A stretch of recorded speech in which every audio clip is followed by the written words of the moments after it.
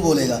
इसकी पेशकश में आज हम पहुँचे हैं जनपद आजमगढ़ के सदर विधायक पूर्व मंत्री श्री दुर्गा प्रसाद यादव जी के आवास पर, जो हमारे समक्ष मौजूद है, हमारे बिल्कुल पास दिख रहे हैं। और आज जवाबदेही उनसे बनती है, क्योंकि इंडिया अलायंस में समाजवादी पार्टी, इंडिया अलायंस में कांग्रेस है। ये वही दो लड़कों की जोड़ी है जो कभी 2017 में सरकार बनाने से चूक गई थी उत्तर प्रदेश में, लेकिन आज फिर इंडिया अलायंस में शामिल होते ही इन दोनों चेहरों पर मुस्कान दिखी है।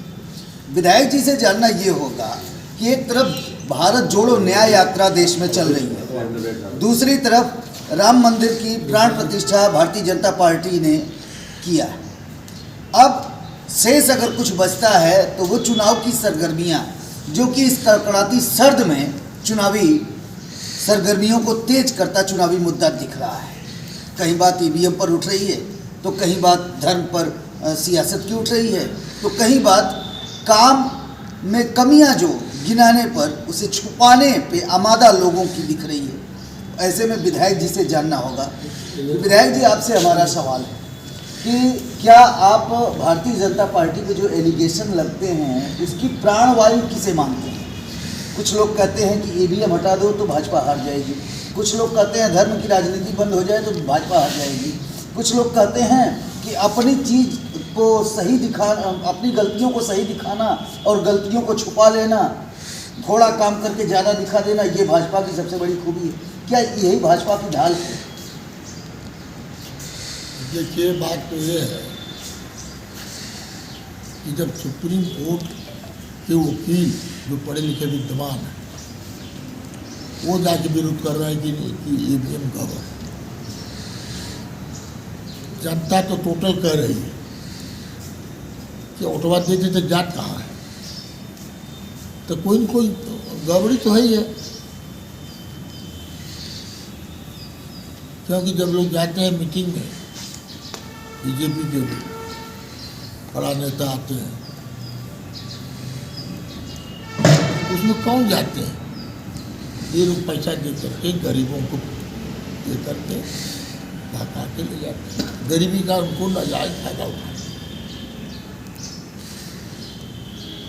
उन्होंने कहा था,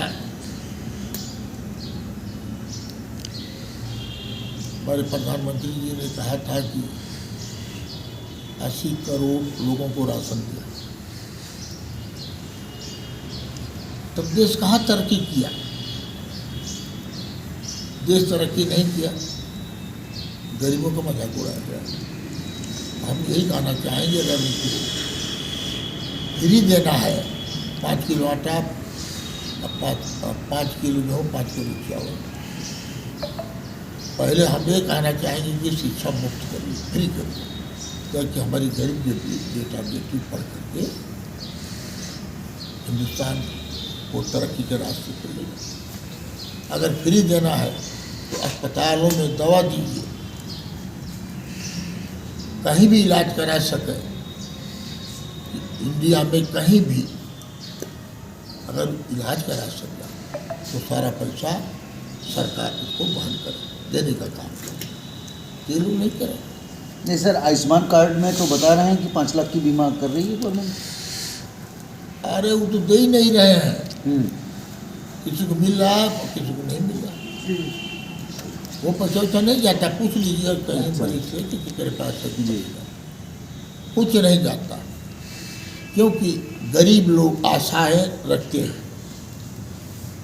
और गरीबों के ज़्यादातर लोग गरीब हैं, आस्था उनकी है भगवान हमको आगे बढ़ाओ। तो 5 किलो गेहूँ, 5 किलो और चावल से उनकी ज़िंदगी नहीं बची। उनको दवा चाहिए फ्री, इन्हें पानी चाहिए फ्री, और आपकी शिक्षा चाहिए फ्री। उनको सुविधा दें। कम उम्र के लड़के मर जा रहे हैं दवा के अभाव, इसलिए सरकार को चाहिए कि ये रामराज लाना चाहते हैं तो इसमें जो गरीबी रेखा के नीचे हैं उनके लिए योजना लगा करके उनको शिक्षित करने का काम करें। पूरी दवा का व्यवस्था करें। सर आपसे सवाल इसलिए बनता है क्योंकि ये नेताजी की सीट रही है और आजमगढ़ एक हाई प्रोफाइल लोकसभा गिना जाता है और आप आजमगढ़ के सबसे पुराने और सबसे विश्वसनीय नेता हैं। सर समाजवादी पार्टी का गढ़ है आजमगढ़ और समाजवादी पार्टी से संभावित चेहरे हमको लगता है, जहाँ तक हमारी सूचना है, कि सैफई परिवार के जो चाचा जी हैं शिवपाल जी, उनके आगमन की सूचना है कि संभावित उम्मीदवार शिवपाल जी ही अब होंगे। देखिए वो जो कमेटी जो तय करेगी, जो माननीय राष्ट्रीय अध्यक्ष जी की कमेटी है वो जो तय करेगी वो आएगा, हम उनके लिए समाजवादी पार्टी मजबूती से जिताने का काम। जी सर, ईवीएम पर बार बार टिप्पणियां हो रही हैं। हाई कोर्ट तक आप सुप्रीम कोर्ट तक देख रहे होंगे कि वकील धरने पर है ईवीएम को लेकर। जस्टिस चंद्रचूड़ को भी अब आशंका हो गई, उन्होंने एक नोटिस जारी की थी। आपको ईवीएम पर कुछ कहना है? ईवीएम तो बता दिए ना आपको, किसी जनता से पूछेंगे, माता बहने से पूछेंगे तो कहेंगे को मशीन में गड़बड़ी। जनता बोल रही है। अब अभी लोग देखा यहाँ जाँच हो रही है, अभी कोई बताया, हाँ ये प्रधान जी बताया जी। जो जाँच हो रही थी उसमें बटन दबाने में 4 दिन निकल गया सादा। एक जब खा गई 10 में से 4 साल 10 में से 4 सादा दी।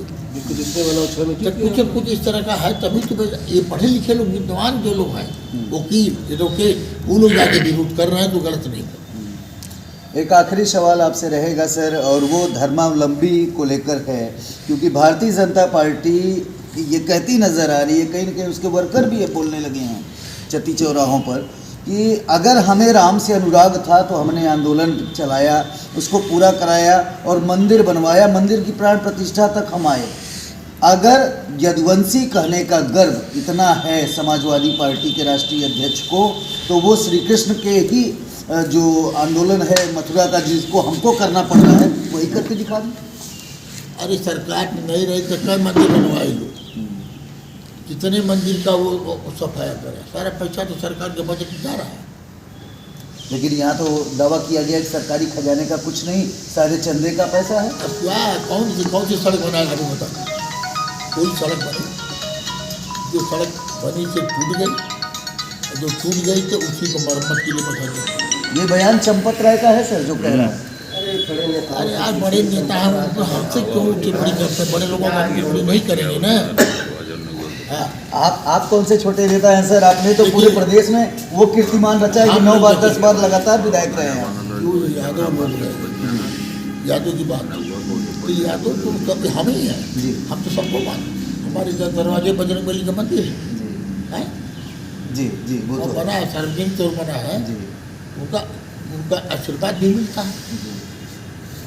हम लोगों से ज़्यादा कहाँ पुजारी, हम हर देवता को मानते हैं।